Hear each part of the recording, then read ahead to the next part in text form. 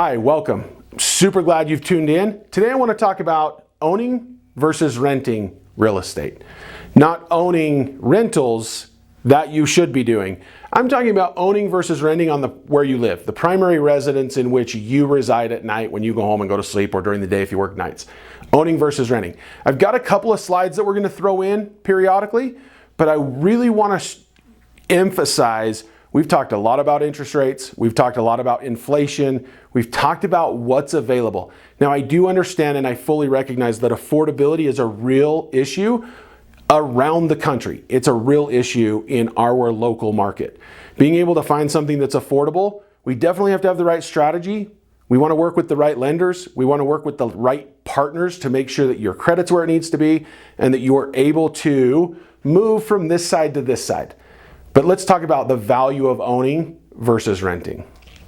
So if we take a look at this slide here, this is CoreLogic. They're taking just the numbers from 2022 and they're looking specifically at Q2 during 2022. So we're in this year just looking at Q2.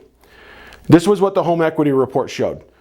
You have in the top left corner, $60,000 in gain across the US in mortgages in value.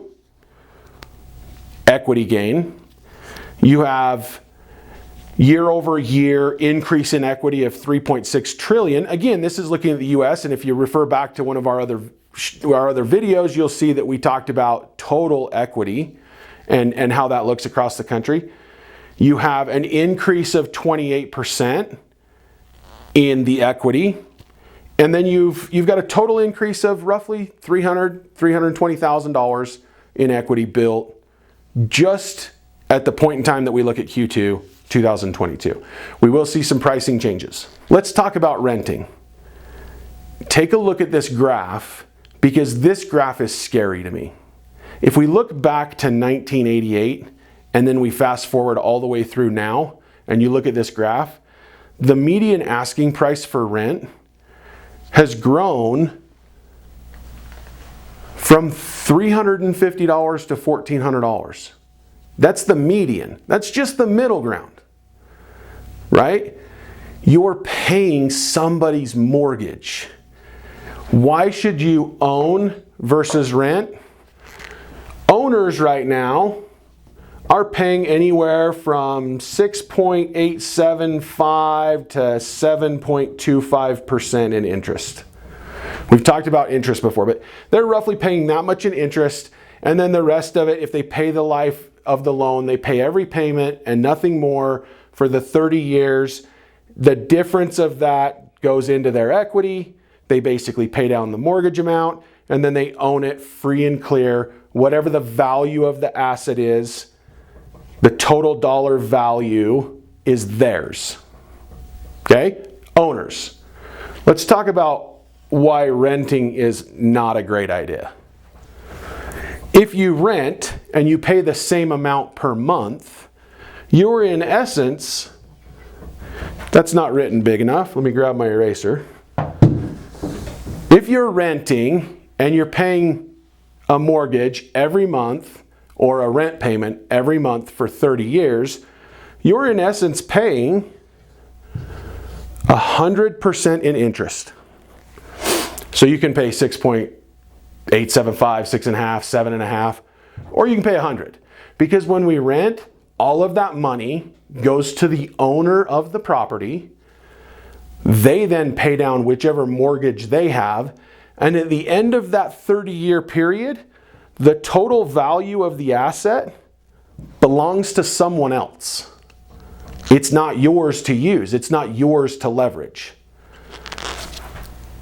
While I recognize that in some situations this is what some people should be doing, I want all of you that watch this, if you know somebody renting, please share this video with them. Ask them to subscribe to our channel.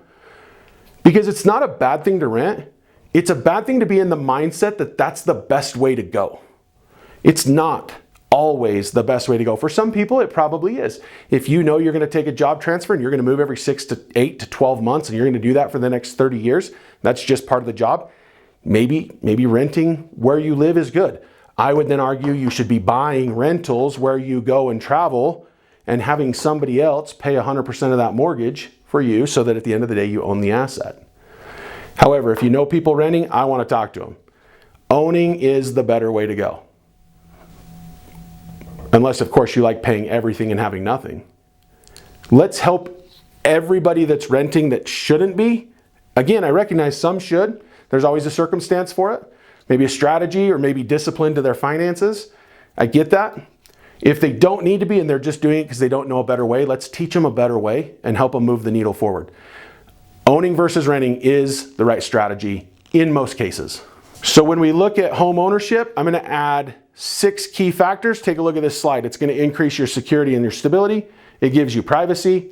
You can personalize and do home improvements. There's health benefits to owning it. There's financial education to owning it. There's civic partnership to owning a home. So as you look to become a homeowner or as you look to move to the next home, this is why it's critical that you own versus renting. Thanks for being here. If I can ever be of service, please reach out. I want to help you move the needle in your real estate strategy. Have a great day.